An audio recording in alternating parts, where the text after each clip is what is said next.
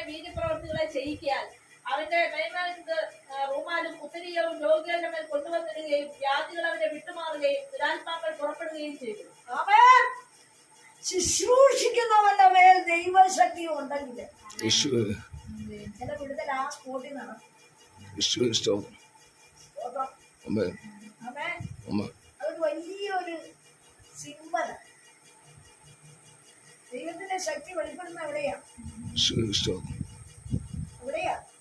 ആ 8-ാം വാക്യത്തില് പറയുന്നുണ്ട്.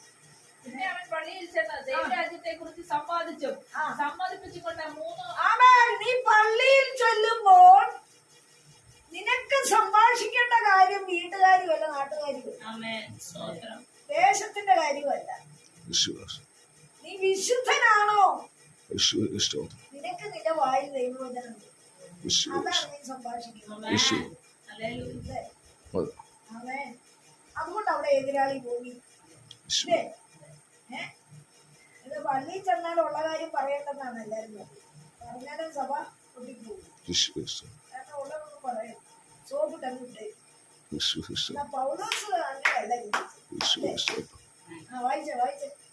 എന്നാൽ ചിലർ കഠിനപ്പെട്ട് അനുസരിക്കാതെ പുരുഷാരത്തിന്റെ മുമ്പാകെ ഈ മാർഗത്തെ ദുഷിച്ചപ്പോൾ അവൻ അവരെ വിട്ട് ശിഷ്യന്മാരെ വേർതിരിച്ചു. അപ്പൊ നീ ഏത് ഭാഗത്ത് നിൽക്കുന്നെന്ന് ആദ്യം ചിന്തിച്ചോളാം. ദൈവവചനം വിളിച്ചു പറയുന്ന ആളാ.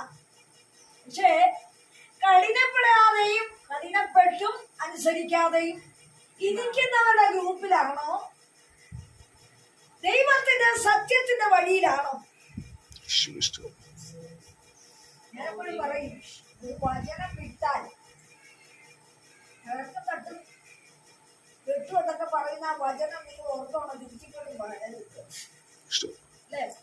ഏത് പക്ഷത്താണെന്നും കൂടെ ചിന്തിച്ചോണം. ഇത് സത്യവാ. ഇത് സത്യവാ. സത്യമില്ലാതെ അങ്ങനെ ജീവിതത്തിന്റെ കളങ്കത്തിൽ നിന്നുകൊണ്ട് ഉള്ളിൽ അശുദ്ധി കയറിയിരുന്നോണ്ട്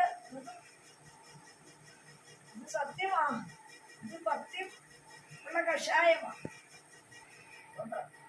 അപ്പോ അനുസരിക്കാത്ത ഗ്രൂപ്പ് പള്ളിയിൽ ഇരിപ്പുണ്ട്, കഠിനപ്പെട്ടവരും അവിടെ ഉണ്ട്. പക്ഷേ അങ്ങനെയുള്ളവരെ കണ്ടപ്പോ പൗലോസ് അവിടെ തിരിച്ചത് ഇല്ല, ഞാൻ ഇവിടെ തന്നെ നിന്ന് വിശാലമായൊരു സഭയുണ്ടാക്കുമെന്ന് പറഞ്ഞു നിന്നോ? ഇല്ല. വായിച്ച പെട്ടെന്ന് വായിച്ചു കിട്ടാ, ചില കാര്യം ഓർമ്മിക്കാൻ. വായിച്ചേ. തുറന്നോസിന്റെ പാഠശാലയിൽ ദിനപ്രതി സമ്പാദിച്ചു പോന്നു. കേട്ടോ, അവിടൊക്കെ വായിച്ച് എന്ത് ചെയ്തു? ഒരു വഴി ക്ലാസ്സിലോട്ട് കയറി, ഹൈസ്കൂളിലോട്ട്. ഞാൻ നിർത്തി ഇച്ചിരി കാര്യം പറയാനാ. ബൈബിളോളജി കയറി എന്തിനാ? ചില സംവാദം അവിടെ നടത്താനുണ്ട്. കാരണം ഇപ്പൊ കണ്ടേച്ചും പോകുന്ന ഗ്രൂപ്പ് ഏതാ? അനുസരിക്കാത്തത്, കഠിനപ്പെട്ടത്. അതുകൊണ്ട് ഇത് പറ്റിയല്ല. അനുസരിച്ചെന്നും പറഞ്ഞിരിക്കുന്ന വിശ്വാസി എന്ന് പറയുന്ന ഒരു ഗ്രൂപ്പിലേക്ക് കടന്നു ചെല്ലുക. വായിക്കേ. അത് 2 സംവത്സരത്തോളം നടക്കിയാൽ ആസിയയിൽ പാർക്കുന്ന യഹൂദന്മാരും യവനന്മാരും എല്ലാം കർത്താവിന്റെ വചനം കേൾപ്പാനിടയായി. കേട്ടോ, തിരുത്തലുണ്ടായപ്പോൾ കേൾക്കാൻ ആള് കൂടി. ദൈവവചനത്തിന്റെ ആധികാരികത വെളിപ്പെടുത്താൻ തുടങ്ങിയപ്പോൾ ചിലരവിടെ കൂടി. അല്ല, മുട്ടിയാൽ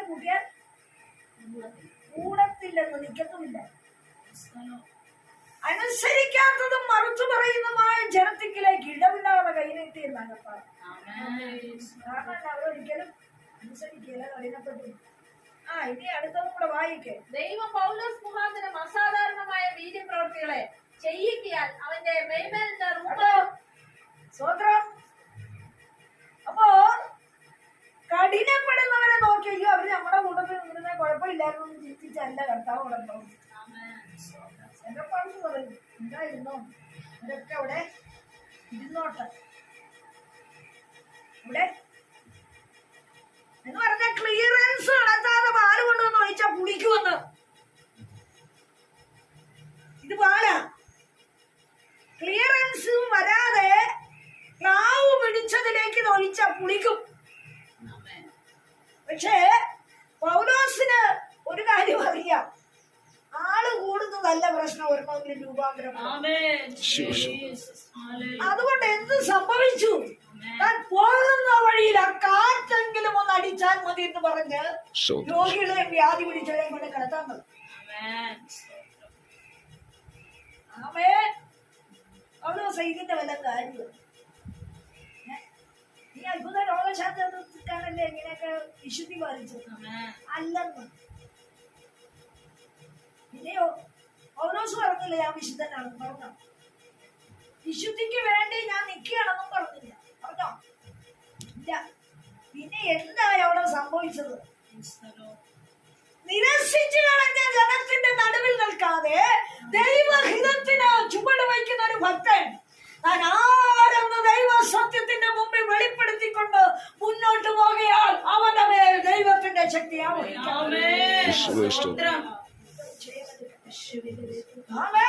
കൂട്ട് കാണത്തില്ല, കൂട്ടുകാർ കാണത്തില്ല. നീ പോകുന്ന വഴി ശരിയെന്ന് ആരും പറഞ്ഞൊന്നും വരത്തില്ല.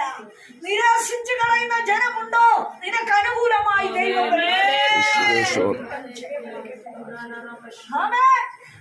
നിരസിച്ചു കളയുന്നവരുടെ നടുവിലാണ് ആരും ചൂണ്ടി അവൻ നിരസിക്കപ്പെട്ടുവോ അവിടെ ദൈവത്തിന്റെ വിടുതൽ നിന്നിൽ കൂടി വെളിപ്പെടുത്തണം.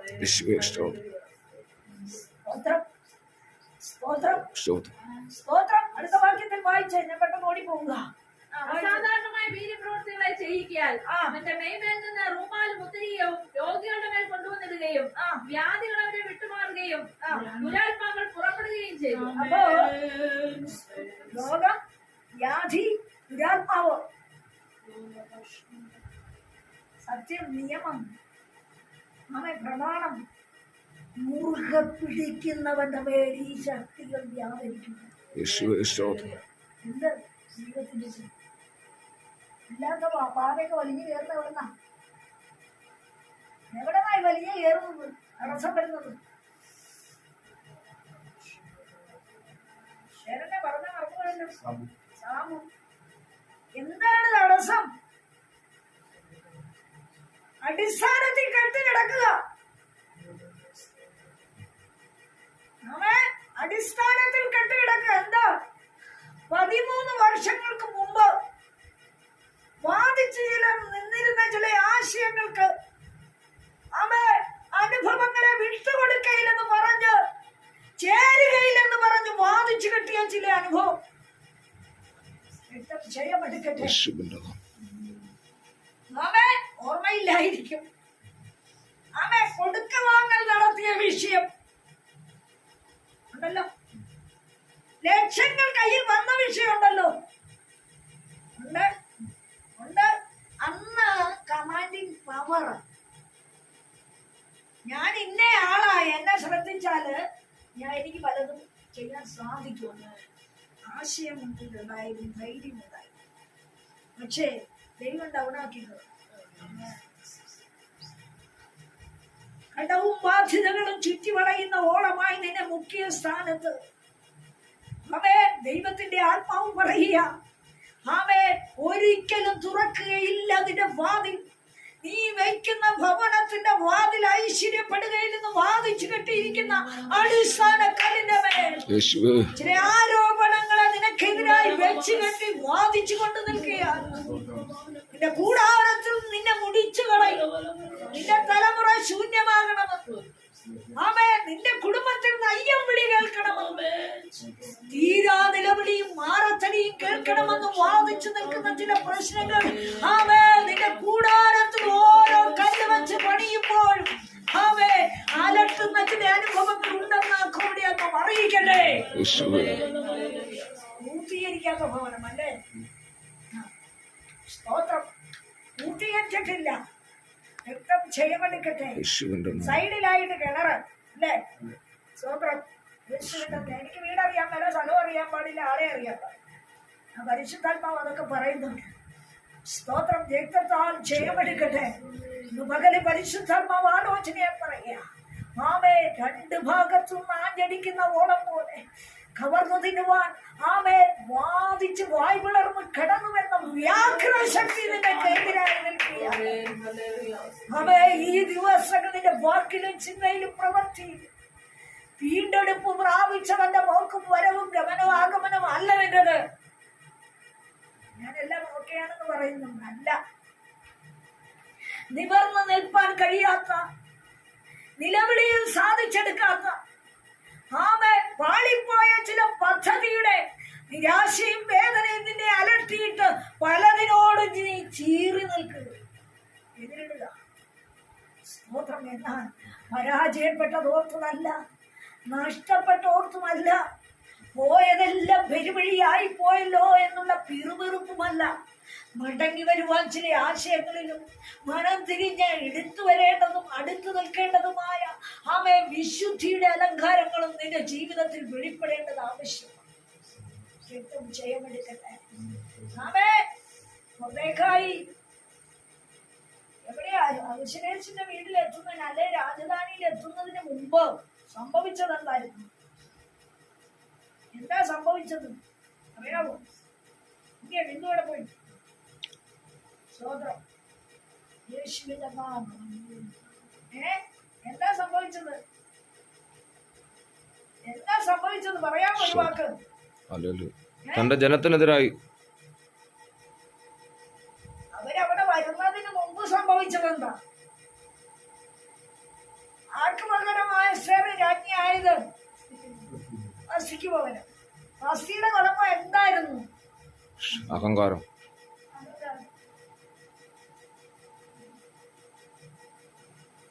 രാജ്ഞിയല്ലായിരുന്നു, കിരീടമില്ലായിരുന്നു, അധികാരമില്ലായിരുന്നു. എന്താണ് അവൾക്കുണ്ടായ ആമേ ഉള്ളിലെ ആശയം? എന്നെ ആർക്കും നോക്കിക്കാൻ പറ്റത്തില്ലെന്നുള്ള ചിന്ത. പദവി നോക്കിയ രാജ്ഞി ആമേ ഭർത്താവിനെ നോക്കിയ കുഴപ്പമില്ലാത്തവൻ.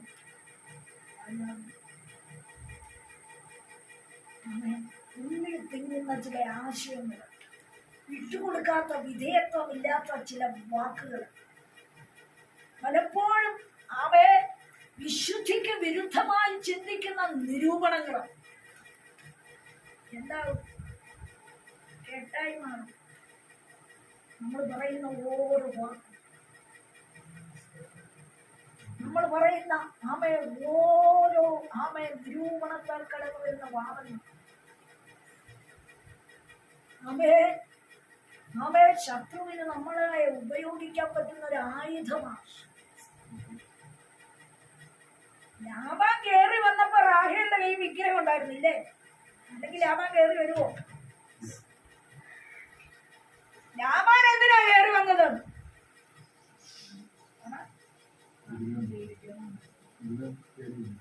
എന്റെ മകളല്ലേ കൊണ്ടുപോയിക്കോട്ടെ എന്ന് ചിന്തിച്ചോ? വിഗ്രഹം വിട്ടുകൊടുക്കത്തില്ല. ഗ്രഹവിഗ്രഹം. ഗ്രഹബിംബം കൊണ്ടാണ് ഈ യാത്ര മുഴുവൻ.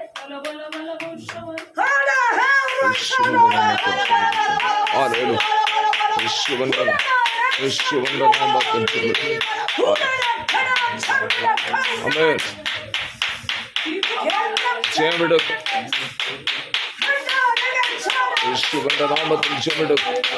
യേശുവിന്റെ നാമത്തിൽ ചെമിടും. Hallelujah, hallelujah. യേശുവിന്റെ നാമത്തിൽ ചെമിടും. ഹല്ലേലൂയ. ചെമിടും.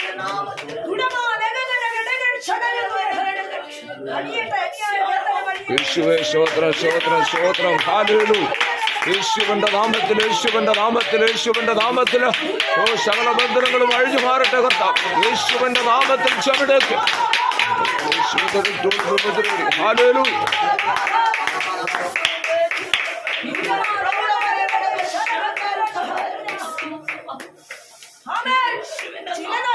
പിടിച്ചിട്ട് പറഞ്ഞത് വാചകമല്ല, എനിക്ക് എഴുന്നേക്കാൻ വയ്യ. ഇരിക്കുക, വിട്ടുകളയേണ്ടതിന് മുറുകെ പിടിച്ച് കയറിയിരിക്കുക. സംഭവിച്ചത് എന്താ? രോഗം അല്ലേ? യേശുവിന്റെ നാമത്തിൽ യേശുവിന്റെ രക്തം ജയമെടുക്കട്ടെ. യേശുവിന്റെ രക്തം ജയമെടുക്കട്ടെ. ഹല്ലേലൂയ. യേശുവിന്റെ രക്തം ജയമെടുക്കട്ടെ. ഹല്ലേലൂയ.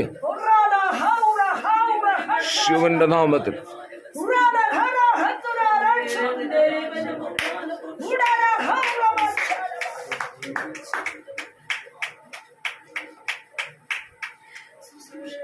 എത്ര വട്ടം നിന്നെ അനർത്ഥത്തിൽ നിന്ന് ദൈവം പൊക്കിയെടുത്തതാണോ? ആണല്ലോ. എന്നിട്ട് സംഭവിച്ചേനാ? ആര് വെച്ച കെണിയായിരുന്നത്? യുദ്ധം ചെയ്യപ്പെടുത്തത്.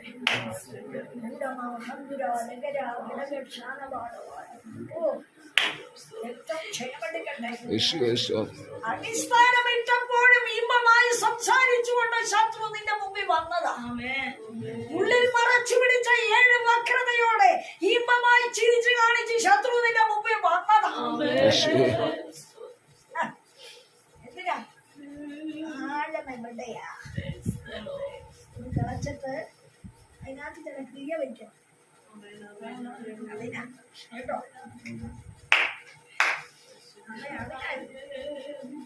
ചിരിച്ചു കാണിച്ചു വന്നത്, എത്തി നോക്കി വന്നത്. ചില പരാജയത്തിന്റെ പിന്നിൽ ശത്രുവിന്റെ കൈ ഉണ്ടെന്ന് ചെയ്യമെടുക്കട്ടെ.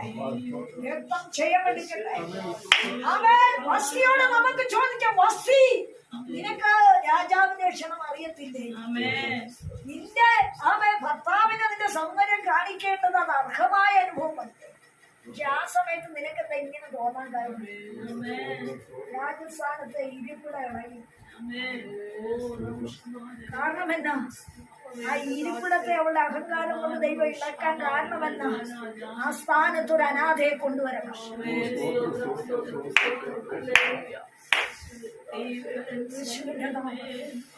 യേശുവിന്റെ നാമത്തിൽ ആ സ്ഥാനത്തൊരു അനാഥ കയറി വരണം. രാജ്ഞിയായി. ഹല്ലേലൂയ. രാജാവിന്റെ തീരുമാനമാണോ? അല്ല. ഹല്ലേലൂയ. പിന്നിലിരുന്ന ഉദ്യോഗസ്ഥന്മാര് പറഞ്ഞു, രാജ്ഞിമാരെ തിരക്കട്ടെ. ആശയം ആര് കൊടുത്തു? അഹങ്കാരത്തിനൊപ്പം ദൂതൻ ഇറങ്ങി. എങ്ങനെ? എന്റെ ജനത്തിന് പ്രഭുവായിരിക്കുവാൻ അനാഥയായി വഴിയരിയിൽ കിടക്കുന്ന ഒരുത്തിയെ ഞാൻ കണ്ടിട്ടുണ്ട്. അവൾ എന്നെ ഭയപ്പെടുന്നവളാണ്. ചില പരാജയങ്ങൾ വരുത്തുന്ന എന്തിനാണെന്നറിയാമോ? ചില വാഴ്ചകൾ ജീവിതത്തിൽ തരുന്നത് എന്തിനാണെന്നറിയാമോ? ചില താഴ്ചകൾ തരുന്നത് എന്തിനാണെന്നറിയാമോ? ചില വീഴ്ച വരുത്തുന്നത് എന്തിനാണെന്നറിയാമോ? നിന്റെ ജീവിതത്തിൽ വെളിപ്പെടുത്താൻ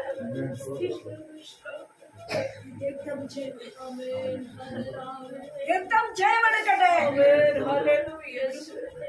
രക്തം ജയമെടുക്കട്ടെ. യേശുവിന്റെ നാമത്തിൽ. നീ ഇങ്ങനെ ഒരു അനുഭവം കാണിച്ചില്ലായിരുന്നു. പക്ഷേ അവിടെ വഴികൾ ഒരുക്കാൻ അനാഥ പെണ്ണിനെ അവിടെ കൊണ്ടുവരേണ്ട വഴി ഒരുക്കാൻ ആലോചനക്കാരെ പൊക്കി സൗന്ദര്യം തെരഞ്ഞെടുക്കുന്ന അനുഭവം വന്നു. സ്തോത്രം. ശുദ്ധീകരണ കാലം വന്നു. രാജാവിന്റെ വഴി വന്നു. രാജാവിന്റെ ഇരിപ്പിടത്തിൽ ചെല്ലുന്ന വിഷയം വന്നു. ഇവളുടെ നേരെ പോച്ചങ്കോൽ നീട്ടേണ്ട വിഷയം വന്നു.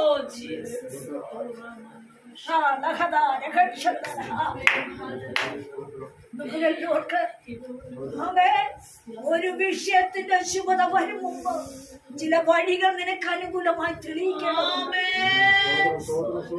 രക്തം ചെയ്യാമെടുക്കട്ടെ. ഒരു പൂർണ്ണത നിന്റെ കുടുംബത്തിൽ വെളിപ്പെടുന്നതിന് മുമ്പ് നിന്റെ ജീവിത ശൈലിയുടെ വഴി ഒന്ന് നിരത്തേണ്ടതുണ്ട്. രക്തം ചെയ്യാമെടുക്കട്ടെ. കഷ്ടം സഹിക്കുവാൻ തയ്യാറായ നിന്നെ നിന്ദിച്ചവരുടെ മുമ്പിൽ അവൻ നിന്നെ മാനിക്കുവാൻ ശക്തിയുള്ളത്.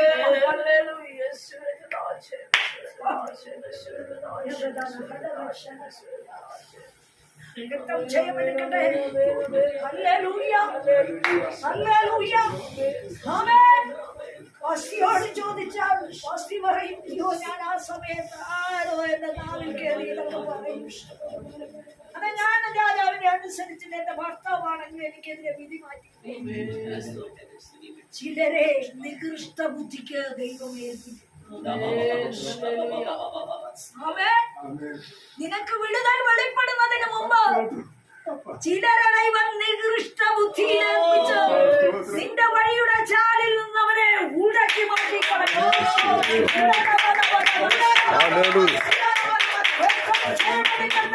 ഹല്ലേലൂയ. യേശുവിന്റെ നാമം. ആമേൻ. രക്തം ക്ഷയമടിക്കട്ടെ. ഹല്ലേലൂയ. യേശുവിന്റെ നാമം. യേശുവിന്റെ നാമത്തിൽ. ഹല്ലേലൂയ. യേശുവിന്റെ നാമത്തിൽ.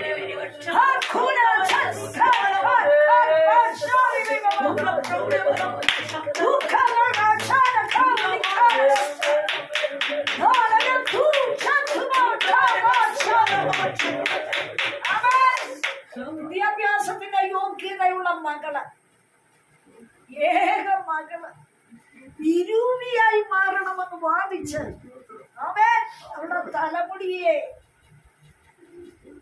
ശോഭ കെടുത്തിക്കൊണ്ടിരിക്കുക അല്ലേ?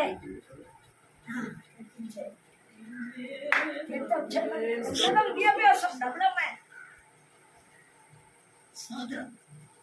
ദൈവം പറയുക, പുതിയ ചില കിളിർപ്പുകൾ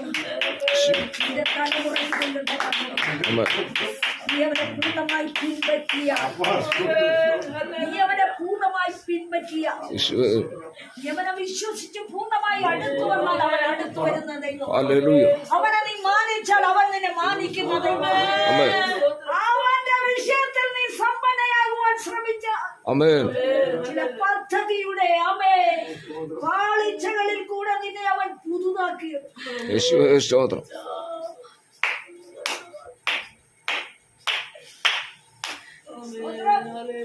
സ്തോത്രം.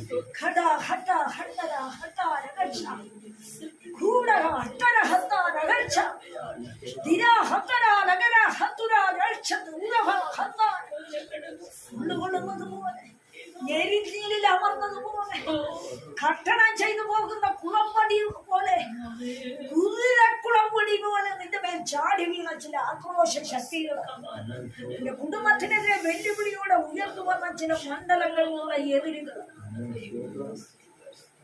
ഒന്ന് നേർച്ച, രണ്ടാമത്തെ കാഴ്ച, മൂന്ന് ജാതീയ വ്യവസ്ഥയിൽ ക്ഷേത്രം ചുറ്റിയുള്ള ആചാരങ്ങള്, നാല്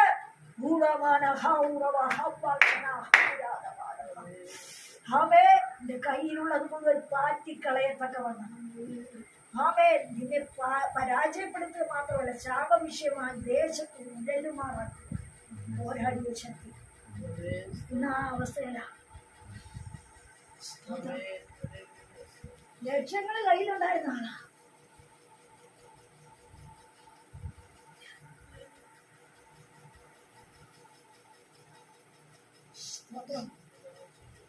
സ്തോത്രം. ഒന്നിനും പിടിച്ചിട്ട് പൂർണ്ണമാകുന്നു. പലതും പിടിക്കാൻ നോക്കി, ഒന്നും പൂർണ്ണമാകുന്നു. പലതിലും കൈ നീട്ടി ഒന്നിനും എത്തിയില്ല. പലതിലേക്കും ചുവട് വെച്ച് ഒന്നും ആയില്ല. പലതും സ്ഥിരപ്പെടാൻ നോക്കി, ഒന്നും നടന്നില്ല.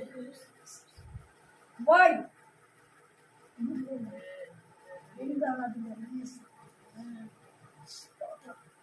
എന്താ കാരണം? എന്താ? ഞാനെപ്പോഴും ഒരു എക്സാമ്പിൾ പറയും. പ്രകടകളിൽ ചൂണ്ടെല്ലാം പോകുന്ന മുക്കുവരും ചൂണ്ട അയച്ചു കൊടുത്തോണ്ടിരിക്കും.